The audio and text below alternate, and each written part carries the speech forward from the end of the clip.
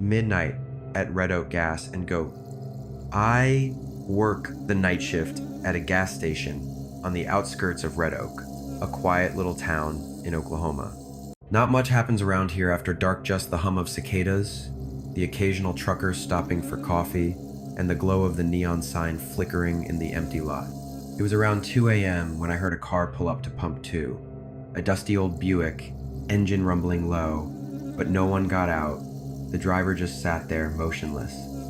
At first, I figured they were checking their phone or counting cash for gas. But after a few minutes, something felt off. The way the car just idled, the way the headlights stayed off, the way the night felt suddenly too quiet. I stepped outside, my sneakers crunching on the gravel. The air was thick with the smell of gasoline and something metallic. I knocked on the window. No response. Then the driver turned his head. His eyes were open, unblinking, but he wasn't looking at me. And that's when I saw the dark, glistening slash across his throat. The car was still running, but the man behind the wheel wasn't. And in the back seat, something shifted. I froze. My breath caught in my throat as I stared at the lifeless man behind the wheel. The blood on his neck was fresh, dark, and thick, seeping into the collar of his shirt. The dull hum of the Buick's engine rumbled through the night, but the man was utterly still. My skin prickled. The car door wasn't locked. I could pull it open, check his pulse, call the cops. Every logical thought told me to do something, but my feet refused to move. Then the sound. A faint rustling from the back seat. It was small, almost insignificant, like the shifting of fabric. But in that moment, it might as well have been a gunshot. I took a slow step back, my sneakers crunching against the gravel. The Buick's brake lights flickered, casting an eerie red glow against the concrete. The rustling stopped. Silence thickened, pressing in from all sides. Then, just as I reached for my phone, the back door of the Buick opened. A figure stepped out. Slim, average height, face obscured by the hood of a sweatshirt. They moved with an unnatural stillness, like they were listening, waiting.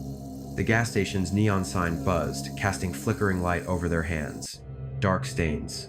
Blood. I took another step back. My mind screamed at me to run, to get inside, to call the sheriff, but my body locked up. The figure stood there, motionless, then slowly turned their head toward me. The hood cast shadows over their face, but I could see the glint of eyes watching, studying. The gas station door was open behind me. I could bolt, lock myself inside, grab the shotgun from under the counter. But before I could move, the figure did something that sent ice down my spine. They smiled, not a normal smile. It was slow, deliberate, a creeping stretch of lips that made my stomach twist. Then they turned and walked away. Not in a hurry, no fear. Just a steady, unbothered pace toward the darkness beyond the gas pumps.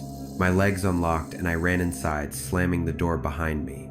My hands shook as I fumbled for the phone. Dialed 911. The operator picked up, but before I could get a word out, the power cut.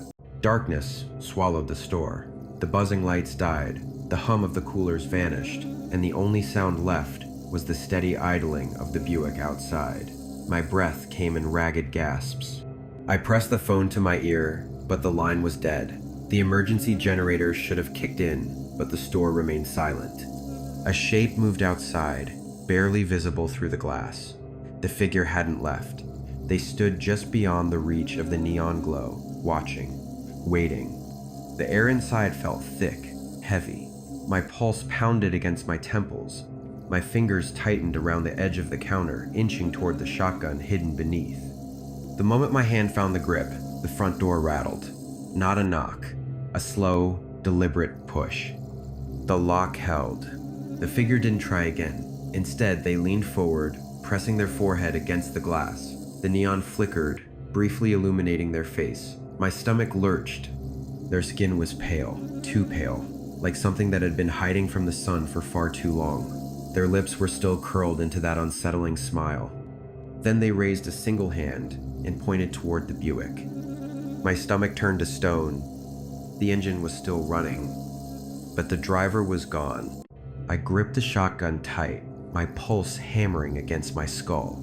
The figure outside didn't move, their hands still raised toward the Buick, their eyes locked on mine. The engine purred in the silence, steady, unbroken. I should have run. I should have locked myself in the back, barricaded the door, waited for sunrise.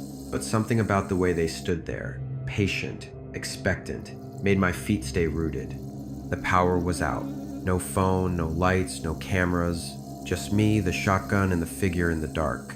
The Buick's red brake lights pulsed, casting fleeting shadows across the pavement. The driver's seat was empty. It hadn't been seconds ago. I forced myself to move. Slow, careful steps toward the counter, never looking away from the glass. My fingers fumbled under the register, feeling for the flashlight I kept taped there. When I clicked it on, the figure didn't flinch. They stood still as stone, their face half lit by the flickering neon outside. Their mouth moved, slow, deliberate. No sound came through the glass. Then they turned and walked toward the Buick. I swallowed hard, my hands sweating against the shotgun stock. The door was still open from when the body had been there. The figure climbed in without hesitation, settling into the seat like they had been there all along. The car sat idling for another long moment before the brake lights flared brighter and the Buick rolled forward. It didn't speed off, just eased away, creeping toward the road like it had all the time in the world. The headlights never came on. I watched it vanish into the darkness beyond the pumps, swallowed by the trees lining the highway. The silence left behind was suffocating. I exhaled, my breath shaking. My grip on the shotgun loosened, my arms aching from holding it so tight. The power was still out, the store thick with unnatural quiet. My phone was useless. The landline wouldn't work. Even if I found another way to call for help, what would I say? That a car with a dead driver had been stolen by a stranger who never spoke, never ran, never seemed afraid. I turned toward the back office. There was an emergency radio in there, maybe even a working flashlight. My feet were heavy as I moved, exhaustion creeping in now that the adrenaline had begun to fade. But then I saw it. Something lay on the counter, a set of keys. My stomach twisted. I hadn't put them there. I hadn't seen them before.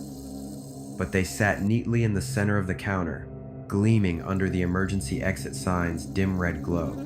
A small keychain dangled from the ring, a motel tag. Room 6. I stared, my mind racing. The closest motel was 15 minutes up the road, a rundown place mostly used by truckers and the occasional stranded traveler. I had no reason to go there. None. And yet the keys sat there, waiting. An invitation, or a warning. I picked them up. The metal was warm. The keys felt heavier than they should have, their warmth unsettling. I turned them over in my hand, reading the faded engraving on the motel tag. Room 6. I knew the place. A forgotten relic on the outskirts of town. Neon sign flickering between vacancies. The parking lot cracked with weeds pushing through the asphalt. A place for drifters, the kind who never stayed long. I had no reason to go there, no logical reason to even be thinking about it, and yet something in my gut twisted at the thought of ignoring it. I slid the keys into my pocket. The power was still out. The store was silent except for the faint hum of the emergency exit sign. I glanced back at the counter, half expecting something else to appear, another object, another impossible clue, but there was nothing, just the empty space where the keys had been. I forced a slow breath and checked the shotgun. The road stretched out in both directions, dark and uninviting. The Buick was long gone, the only sign of its presence a faint patch of disturbed gravel near the pumps. My car was parked around the side, an old sedan with a questionable transmission and a habit of stalling when I needed it most. I didn't relish the idea of driving blind into the night, but staying here felt worse. I locked the store behind me, the shotgun tucked under my arm. The air was thick, too still, like the whole town was holding its breath. When I reached my car, I hesitated, scanning the lot, the tree line beyond the road, the distant glow of streetlights, marking the edge of town. Everything looked the same, unchanged, but it didn't feel that way. I slid into the driver's seat and turned the key. The engine coughed, sputtered, then caught. The radio crackled to life, static filling the car. I reached to turn it off, but before I could, a voice cut through the noise. Faint, almost a whisper. I froze, fingers hovering over the dial. Room 6. I shut the radio off. My pulse thumped against my ribs. Maybe I misheard. Maybe exhaustion was twisting things in my head. But as I pulled onto the highway, the thought stuck with me. The motel wasn't far, 10, maybe 15 minutes up the road. I could check, see if this was some elaborate prank, some bizarre coincidence, and then put it behind me. The drive felt longer than it should have. The road stretched endlessly ahead, headlights carving a narrow path through the dark. No other cars, no distant taillights, just me and the trees pressing in on either side. The motel sign appeared like an afterthought, its red glow flickering against the night. I pulled into the lot, gravel crunching beneath my tires. Empty, no other vehicles, no sign of life. The office windows were dark. A single vending machine hummed under the awning, casting a pale glow onto the sidewalk. I stepped out, the air thick, with the scent of damp asphalt and cigarette smoke, though I saw no one nearby. The keys felt heavier in my pocket. I walked toward room 6. The door was closed, the number faded but legible. I hesitated, then slid the key into the lock. It turned smoothly, the door creaked open. The room inside was dark, the air stale. I reached for the light switch. A soft click, a dull yellow bulb flickered to life, casting weak light across the small space. A bed with an unmade blanket, a wooden dresser, an old television perched on a metal stand. Everything looked untouched, like no one had been here for days. I stepped inside. The door swung shut behind me. I turned fast, heart in my throat, but there was no one there. The room was empty. I let out a slow breath, willing my pulse to steady. The window was closed, the curtains drawn tight. I took another step, scanning the space, searching for something, anything, that might explain why I was here. And then I saw it. A photograph. Lying on the dresser, edges curled, black and white, a little worn. A picture of the gas station. My gas station. The angle was odd, taken from the tree line, just beyond the reach of the security cameras. I picked it up, the paper rough against my fingertips. No date, no markings, just the image. I turned it over. One word was scrawled on the back. Look. I swallowed hard. My hands were shaking. I set the photo down and stepped back. The room suddenly felt smaller, the walls closer. I needed to leave. Needed to walk out, lock the door, drive home, and forget this ever happened. But as I turned, the television switched on. Static filled the screen. And then, through the flickering noise, an image appeared. The gas station. The inside of the store. Live. The screen flickered, the gas station appearing through a grainy haze. The camera angle was low, tilted slightly, as if someone had placed it on the floor near the entrance. The aisles stood empty, the register unmanned, the dim emergency lights casting long shadows. At first, nothing moved. Then, near the back of the store, something shifted. A figure, barely visible, standing just outside the reach of the light. My breath caught. It was too far to make out details, but it was there, motionless, watching. I turned to the door, heart pounding, reaching for the handle, but the moment my fingers touched the metal, the screen changed. The image lurched forward, static cutting through the feed, and suddenly the figure was closer. No footsteps, no movement, just closer. Aisle 3 now, barely obscured by the shelves, a shadow where no shadow should be. My pulse hammered. I forced myself to look at the television again. Another flicker. It was standing at the counter. I stepped back, hands tightening into fists, every muscle tensed. The motel room felt wrong, suffocating, but I couldn't move. The television crackled, the screen twisting into static, and then, just before the image faded completely, the figure turned its head and looked directly at me. The screen went black, the static dissolving into silence. My breath came shallow, my fingers still curled around the door handle. The room felt smaller, the air thicker, the weight of unseen eyes pressing against my back. I turned away from the television, forcing myself to move, to shake off whatever lingering unease clung to my skin. The night outside was still, the neon vacancy sign humming faintly in the distance. The gas station was just across the lot, the lights flickering, casting long, distorted shadows along the pavement. I stepped out, the chill biting through my jacket. The street was empty, but it didn't feel that way. The gas station door swung open easily, the bell above it jingling weakly. The aisles stretched ahead, untouched, the hum of the refrigerator units the only sound. At the counter, the register sat undisturbed, the rows of cigarettes and lighters lined neatly behind it. Nothing was out of place, no sign of movement, just the faint, lingering scent of something metallic in the air. I hesitated, scanning the corners, the dimly lit back aisle where the figure had stood. My pulse quickened. The security monitor above the counter still displayed its looping feed, each camera flickering between empty aisles and vacant spaces.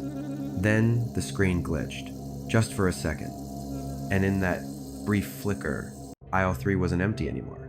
The screen flickered again, and this time I didn't look away. The figure stood motionless in aisle 3, half obscured by the shelves. My breath slowed, my grip tightening on the edge of the counter. The monitor glitched once more, and the figure was gone. The store remained silent, the hum of the refrigerators the only sound.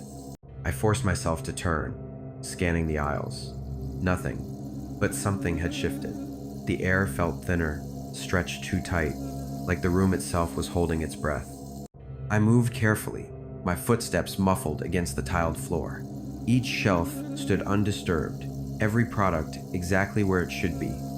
At the end of the aisle, near the back storage door, a faint scuff mark cut across the floor. It hadn't been there before. I knelt, brushing my fingers over it, still fresh. The metal handle of the storage door gleamed under the fluorescent light. I reached for it, hesitating only for a second before pushing it open. The room beyond was colder, the air stagnant. Cardboard boxes lined the walls, stacked haphazardly. A single bulb buzzed overhead, casting deep shadows. And in the farthest corner, where the light barely reached, something shifted. A breath, barely audible. My pulse hammered as I stepped forward. The bulb flickered, the door creaked behind me. And then the light went out